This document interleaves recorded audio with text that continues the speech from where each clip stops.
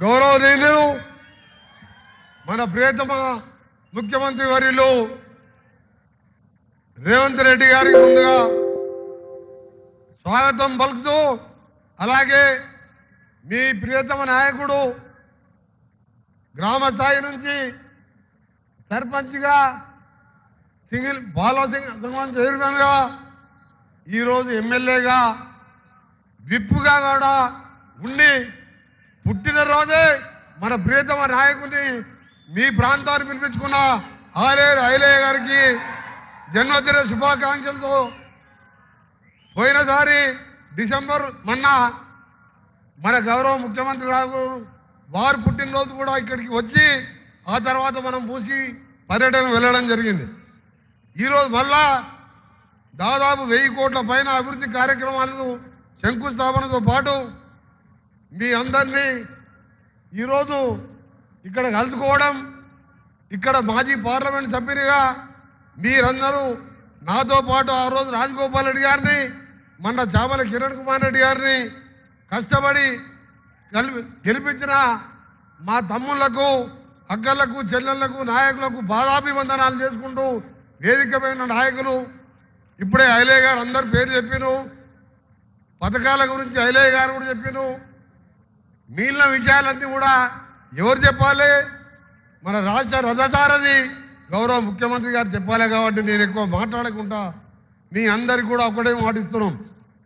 ఆ రోజు నన్ను గెలిపించిండ్రు, ఒక్క పైసా ఖర్చు పెట్టకుండా మీరే జేబులోకి వెళ్ళి మంచికి 100 రూపాయలు వేసుకొని ఎంపీగా గెలిపించాం. గెలిచిన రోజే ఆ రోజు చెప్పినాం. మనం యాదగిరి ఉంట ర్యాలీలో మనం ఏం చెప్పినాం? నెక్స్ట్ టైం ఎమ్మెల్యేగా ఐలయ్య గారిని 50,000 మెజార్టీతో గెలిపియాలని నేను ఆ రోజు పిలిపిస్తే ఒక 137 ఓట్లు మాత్రమే తక్కువ వచ్చినాయి. అంటే లక్ష్మీ నరసింహస్వామి అంత పవర్ఫుల్, 137 ఓట్లే తక్కువ వచ్చినాయి. ఆ విధంగా కష్టపడ్డ నాయకులు మీ అందరికి కూడా అండగా ఉంటామని, ఈ ప్రాంతాన్ని అభివృద్ధి చేస్తామని, ఎంపీగా ఉన్నప్పుడు 100 కోట్లు పెట్టి జీడికల్ ఫ్లైఓవర్ కానీ, వంకంపల్లి ఫ్లైఓవర్ కానీ, ఇక్కడ ఏ కార్యక్రమం ఉన్న పిఎంజేఎస్ఓతో కానీ దాదాపు 200 సార్లు ఎంపీగా నేను రావడం జరిగింది. మీ దగ్గరికి ఐలయ్య గారు ఏ చిన్న కార్యక్రమం ఇచ్చినా రావడం జరిగింది.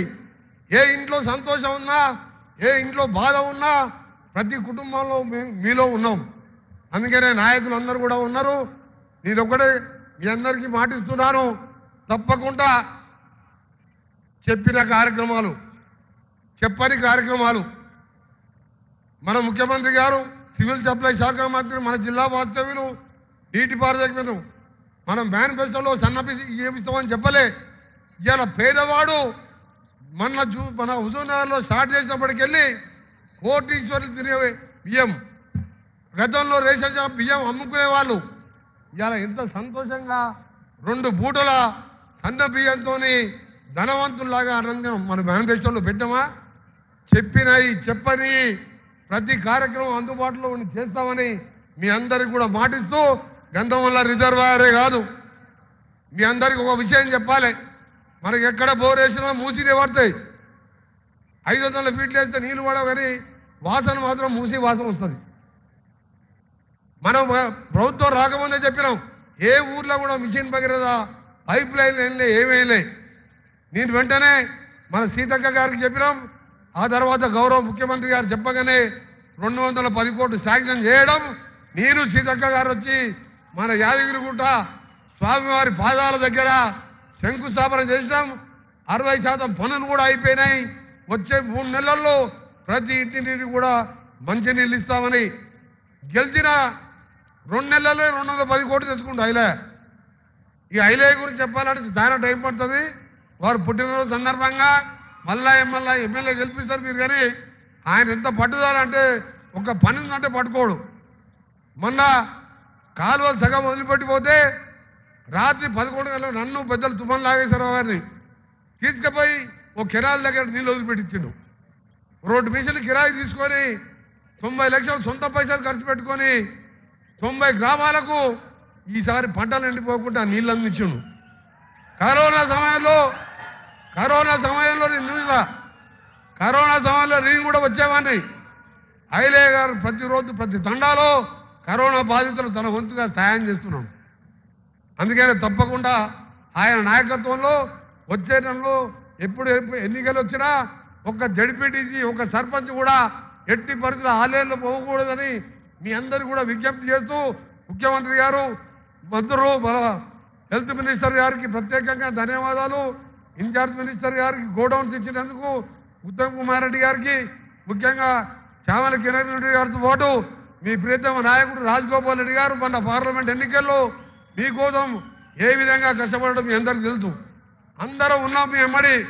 ఈ ప్రభుత్వం ఈ 5 ఏళ్ళే కాదు, వచ్చే 5 ఏళ్ళు కూడా ఉంటాం మనం. అందుకనే మనం ఒకటే చెప్తున్నాం, మనం చెప్పిందే చేస్తాం తప్ప మోసం చేయం. దళితుని ముఖ్యమంత్రి చేస్తా, లేకపోతే తల తీసేసుకుంటా, 3 ఎకరాలు ఇస్తా అని దరిద్రం మాటలు మాట్లాడడం. మనం చేసేదే చెప్తాం. మంచి నిర్ణయం ఇయ్యలే. యాదగిరిగుట్టకు 100 సార్లు వచ్చినావు, 100 సార్లు వచ్చినావు. నీళ్ళు ఇవ్వాలని ఆలోచన ఉందా? ఇవాళ యాదగిరిగుట్ట మున్సిపాలిటీలో ఇల్లు కూలగొట్టావు. ఒక్క ఇల్లన్నా కట్టించినవా? ఒక్క డ్రైనేజ్ కట్టించినవా? దానికి కూడా మున్సిపాలిటీ కూడా నిధులు ఇప్పిస్తాం. మొత్తం కట్టిన ఇల్లు ఎంత అంటే ఆలేరు కాన్స్టిట్యూన్సీలో 100 ఇల్లు. అందులో ఎమ్మెల్యే గారి ఊరిలో 44. ఆ 44 ఇప్పటికి అట్నే ఉన్నాయి. వర్షాకాలం వస్తే అది చెరువు అవుతుంది, వర్షాకాలం రానప్పుడు బారులు అవుతుంది. అది అట్నే మిగిలిపోయినాయి. 100 ఇల్లు కూడా కట్టలే ఆలేరు కాన్స్టిట్యూన్సీలో. ఇవాళ 5 లక్షల రూపాయలతోని, 5 లక్షలు అంటే మామూలు విషయం కాదు, 5 లక్షలతోని ప్రతి ఊరూరో ముగ్గు పోసుకుంటూ ఆ పేదోళ్ళ ముఖాల సంతోషాలను చూసుకుంటూ ఇందిరమ్మ ఇల్లు పునాదులు పోసుకుంటున్నాం. అంటే ఇది అది అసలైన ప్రజాప్రభుత్వం తెలియజేసుకుంటూ మరొకసారి ఐలయ్య గారికి జన్మదిన శుభాకాంక్షలతో పాటు వేదిక మీద ఉన్న సహచార మంత్రివర్యులు పొంగులేటి శ్రీనివాసరెడ్డి గారికి ప్రతి ఒక్కరికి పేరు పేరున, ఎందుకంటే ఇంకా ఉత్తమ్ కుమార్ రెడ్డి గారు మాట్లాడిన తర్వాత మన ముఖ్య అతిథి ప్రియతమ ముఖ్యమంత్రి గారు మాట్లాడతారు. ఇంకా వారికి హైదరాబాద్లో వేరే ప్రోగ్రామ్స్ ఉన్నాయి కాబట్టి మీ అందరూ కూడా తప్పకుండా మీ అందరికీ అందుబాటులో ఉండి సేవ చేస్తామని మరొకసారి తెలియజేసుకుంటూ అందరికీ నమస్కారాలు. జై హింద్.